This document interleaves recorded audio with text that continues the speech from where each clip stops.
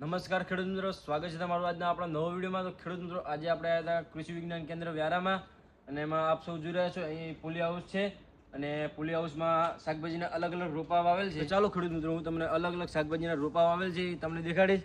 અને એમાં આપ સૌ જોઈ રહ્યા છો અહીંયા કોબીજના રોપા છે, પછી અહીં મિરચીના રોપા છે, પછી આ બાજુ દૂધીના રોપા છે, અને અહીં રીંગણના રોપા છે, જોઈ રહ્યા છો.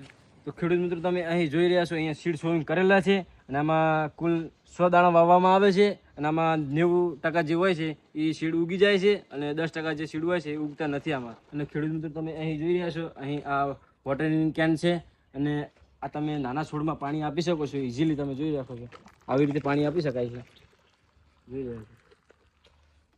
આમાં પણ આવી રીતે તમે ઇઝીલી પાણી આપી શકો છો. તો ખેડૂત મિત્રો, તમારે આ પ્લેટ તૈયારી કરવી હોય તો સૌપ્રથમ આપણે કોકોપીટ લેવાનું છે, ત્યાર પછી વર્મિંગ કમ્પોસ્ટ લેવાનું, અને બંનેને મિક્સ કરી દેવાનું. ત્યાર પછી તમારે આવી રીતે એક સરખા માપમાં ભરી દેવાનું, અને પછી તમે સીડ સોવિંગ કરી શકો છો આમાં. તો ખેડૂત મિત્રો, આ પોલી હાઉસમાં અમુક એવા પ્લાન્ટ છે જે ખેતરમાં વાવવા માટે તૈયાર થઈ ગયા છે, જેવી રીતે કે આ ટામેટા છે, આ મરચી છે, એવા પ્લાન્ટ તૈયાર થઈ ગયા છે, જોઈ રહ્યા.